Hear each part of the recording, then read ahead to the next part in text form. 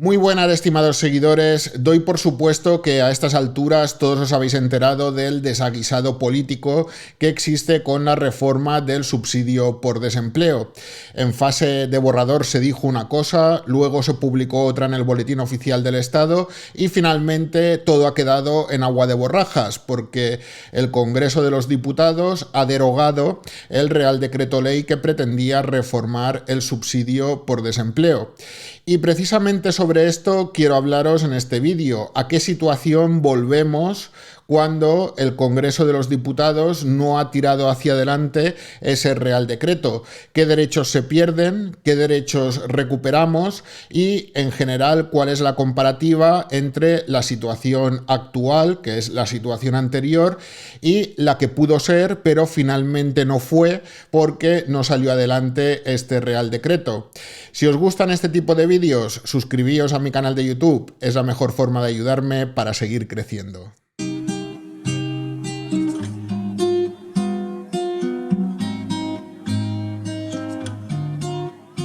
Empezando por la cuantía económica que recibirán los beneficiarios del subsidio, volvemos a la situación anterior. Se cobrarán 480 euros o el equivalente al 80% del IPREM que durante este año 2024 aún no se ha reformado. Si se reforma, se incrementará esa cuantía.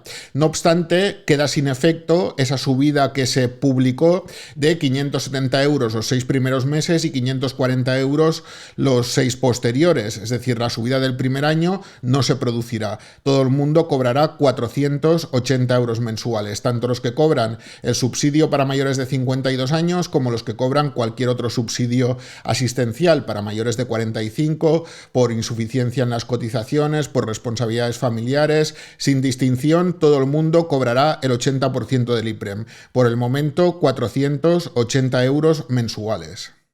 En cuanto a la compatibilidad entre el subsidio y un trabajo por cuenta ajena, volvemos a la situación anterior. Nunca ha sido compatible ser autónomo y cobrar el subsidio a la vez, pero sí que es compatible tener un trabajo por cuenta ajena a tiempo parcial y a su vez cobrar el subsidio por desempleo. Sin embargo, la cuantía del subsidio se reduce proporcionalmente a la jornada realizada. Por ejemplo, si se tiene un trabajo de 10 horas semanales, lo que sería un coeficiente de parcialidad del 25% en la jornada, la cuantía del subsidio se reduce un 25%. Y quienes cobren el subsidio para mayores de 52 años, que además cotiza de cara a la jubilación, esa cotización también se reduce un 25%. Desaparece el complemento de apoyo al empleo que se había aprobado en el Real Decreto que reformaba el subsidio. Esta tabla, que podéis ver ahora mismo en pantalla y que permitía compatibilizar un trabajo por cuenta ajena durante un máximo de 180 días, desaparece.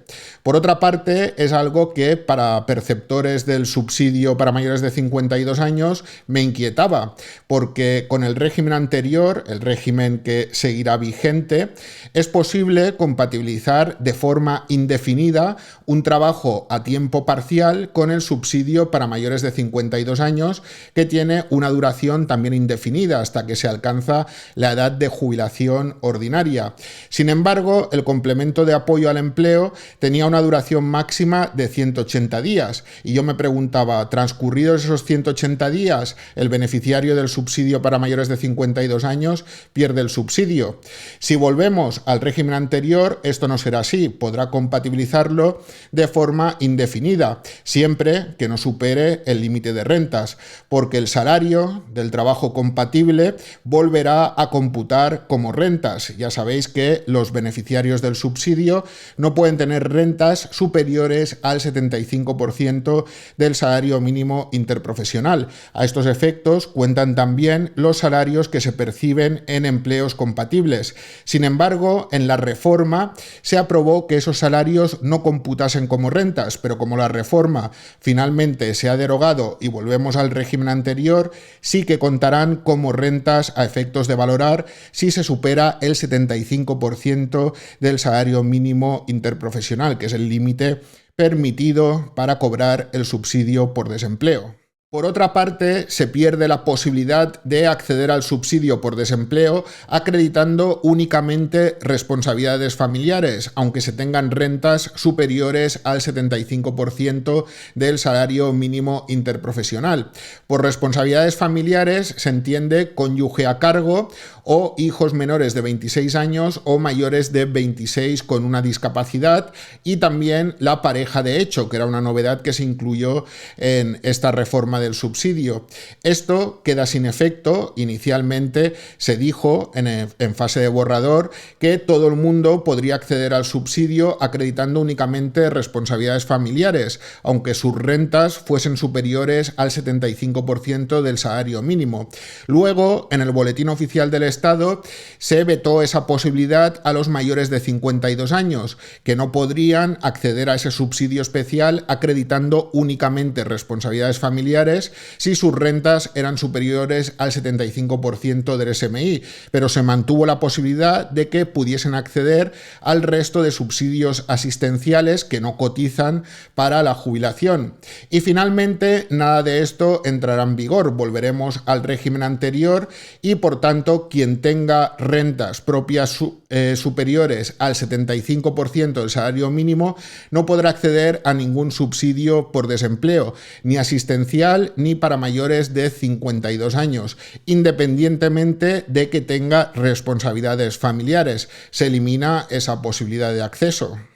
Y finalmente, en cuanto al subsidio para mayores de 52 años, mantiene su cuantía, 480 euros mensuales, el 80% del IPREM vigente.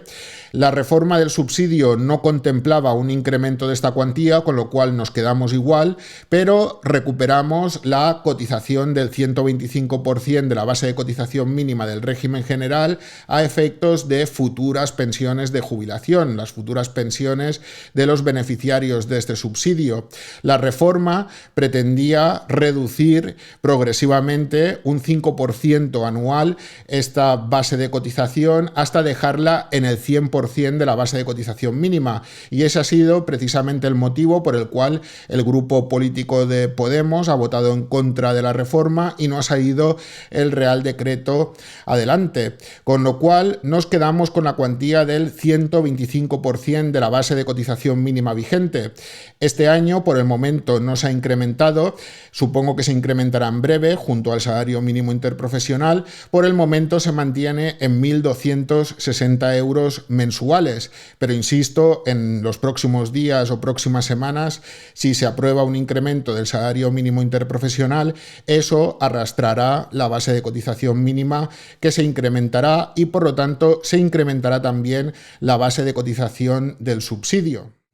Y hasta aquí el vídeo de hoy, espero que os haya gustado. Me he dejado, lógicamente, elementos de la reforma por comentar y por comparar con la situación actual. He comentado los más importantes porque la experiencia me dice que los usuarios de YouTube tienen una paciencia limitada con mis vídeos a 8 o 10 minutos y por eso intento grabarlos de esa duración. Encontraréis más información en la descripción de este mismo vídeo. Me despido de todos vosotros, os mando un afectuoso saludo y nos vemos muy pronto en el siguiente vídeo.